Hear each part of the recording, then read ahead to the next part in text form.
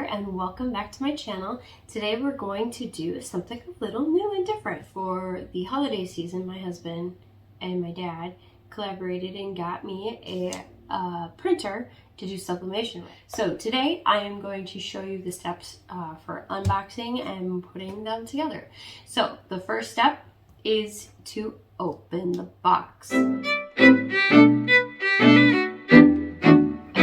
You want to make sure that when you do take the tape off, you do it slowly. You're not injuring your printer parts at all. It's meant to keep the printer pieces from jiggling when it's being shipped or whatever.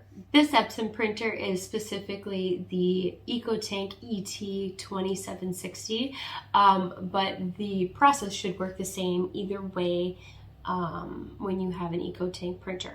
So now I'm going to protect my work surface, and I'm also going to put gloves on because it's very important. Anytime you have the ink and you're trying to move the ink from one place to another, you want to make sure all surfaces that could potentially be splashed are protected.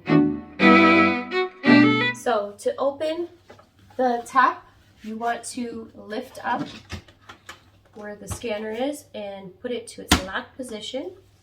Then you want to open the tank portion. Then what you're going to do is open it up. Be brave. So before you charge the ink, you want to actually take the foil seals. This is really put on there good, so that makes me feel happy that they're really trying to protect that ink for you. So this is going to take me some time. Might just have to stab directly in, which I'm not crazy about. They really want to make sure that you really want to use this ink. It also probably doesn't help that I'm wearing gloves too. Alright, so then put your lid back on, nice and tight, and then you're going to twist your cap back off against the grain to make that top cap separate. Double check that that bottom lid is on tight. So now what you're going to do is you're going to lift up your black tab, because we're going to do the black. I like to do the biggest first, get that one out of the way fastest. And then as you push down, you should hear a glug. And that's how you know you have a good seal. So what I'm going to do is let this come down and help hold that up so I don't have to sit here and hold that up, and we will be back when this is finished. So you'll notice that it stopped filling. That means it's ready to be taken off. So you want to do it as cautiously as possible, locking that back in, and you just lift it up. The ink stops on its own when it's done. There's a little drip that just happened. That's okay. I will clean it up in a moment.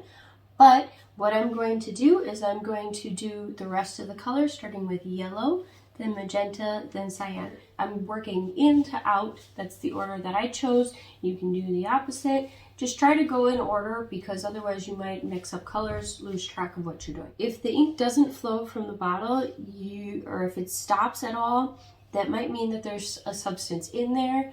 I would just then gently lift it up and then let it settle and then put it back in. I wouldn't shake it after you've already started the process of charging, especially if any ink has flowed in between. So that's my little tip for you, and I'm going to go do the rest. I had a little mistake happen with one of my chargers. So the last one, of course, the cyan, I put it on top and nothing happened. There was no glug, nothing. So when I took it off, the actual knob or nozzle of the ink popped off, and come to find out, there's no actual hole that was completely punctured through the actual ink. So what I did is I am just putting my scissors there and creating that puncture so that it can connect with the actual printer. Then I'm going to squeeze it back on. And it's not tight anymore, of course, because it came off of the lid. But in theory, this should still work, as long as I'm super careful when I put this on. I was trying to see if I could squeeze it back in, but it doesn't look like I can. So instead, I'm going to charge it and it seems to have worked. It's glugging. So now that the cyan with the broken nib has finished charging, I'm going to pull it off using this old microfiber rag I used for paint drippings for other projects. And I'm going to, as quickly as possible, grab onto any excess ink. The point is to, there we go. All right, the point is to make sure that none of the ink goes from one port to another, because that would definitely commingle and you'd have to flush out completely what you have in there and start from scratch, which would be a big pain. If you don't want to risk something like I just did, then I would just suggest calling whoever you got your StarCraft Sublimation Ink from and letting them know the issue and ask for a replacement. I'm sure they would be happy to get that to you because they want you to use their products and give them good reviews. So let's plug this in though. Also, the start to finish of charging the ink lines, that took about, I would say, maybe 10 minutes. It wasn't that long at all, even with the mishap with the bottles. The way to finish charging your ink lines is to turn on the power. Use the up-down arrow buttons to select your language. You can pull this up too if you don't want to keep it flat. So now it's going to flash the power button saying that it's preparing. My Epson sheet says to press the OK button and then pressing the question mark button for 3 seconds, and that is to help it charge. So start initialization is what it says. Confirm that tanks are filled with ink, and because they are, you are going to initialize it. So you want to make sure that your power is not going to cut out. So don't do this in the middle of a storm. Make sure that your power is going to stay on so it can finish. It takes about 10 minutes, so I will let this run for a little bit and I will be back. So once the initialization is complete, it'll actually tell you on the screen and you just press OK for done. And then to adjust it immediately for print quality, I would suggest doing that. You want to make sure that you do that with printer paper, and it's going to ask you to load an A4 size of plated paper in the rear paper feed, which is right here. So I'm just going to place a regular piece of inkjet paper in the back here, confirm, and then to print, press the I button. I'm going to pull this tray out.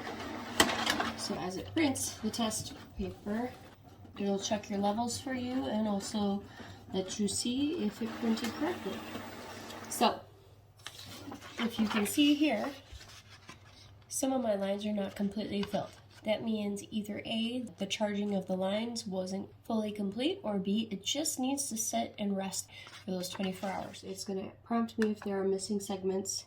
And do not clean the print head. But your alignment's complete, and if you want to set up the Wi-Fi, you can go ahead and set that up. I am going to actually put the rest of the ink that I saved in the bottle into the printer, because before I throw out the bottles, I'm going to make sure that I maximize the amount of ink that is in each ink tank. One thing I want you to note is when you initially charge your lines, immediately the level of these is going to go down. So don't be alarmed, that's just pulling the ink from the tank into the line in the printer. So in Google, I'm going to type up Epson EcoTank ET-2760 drivers. So my operating system is 10.14, and it does say detected, but typically when you open it this page up, it'll actually say which one is detected. You press go. I want the full drivers and utilities combo, download, and open. Yes, I am doing this on a Mac, but if you have a PC, it should work the same way. and double clicking the app. It's going to ask me if I want to open it from the internet, and then just follow all of the prompts. Agree. I'm going to install everything because I want the user's guide just in case, but I do not want to participate in research, so I'm going to press no. And it's going to take a little while to download, and then it will install the packages. Alright, so it's installing the drivers and utilities. Alright, then click Start to begin the printer setup. And since we did charge the ink, we're going to check that box. Since we already set up the wireless connection, we're going to click that, press Continue. Since it's already on the wireless network, it's going to search for it. I found it, continue to proceed. Start network setup. This is in case anybody wants to print on your sublimation printer, they can do it as long as they are connected to the same network. And add, make sure it's the 2760, and I'm going to name it Sublimation so that everyone knows it's a sublimation printer. When you're ready, press continue. Alright, then to make sure that it has gone through, click print test page and go ahead and print. And then as soon as you've confirmed that the print goes through, you are all set up on your computer. So as a reminder, we've already set it up. I let it wait overnight for 24 hours, a little bit over 24 hours, and so now I'm going to go ahead and print another nozzle head check directly from the printer. And as you can see, there's literally one little tiny line right there that got missed. Every other line is perfectly fine. So that means that there's just a little bit in the black line that needs to be fixed. But other than that, so I'm going to wait one more day and do another check before I actually do any prints of anything, because I have heard that if you don't have the black fully, you'll end up with a few missing pieces here and there on your prints. But that'll give me some time to create some new designs, and then I will have my test products ready to go. Sublimation, I've been told, is very difficult to get a grasp of. Some people figure it out right away. Other people, it takes more time and a lot more experimentation. So any tips you have for me, go for it. I'm all ears. Don't forget to like, share, and subscribe, and I hope to see you all soon with more tutorials on sublimation printing. Have a wonderful day. Bye.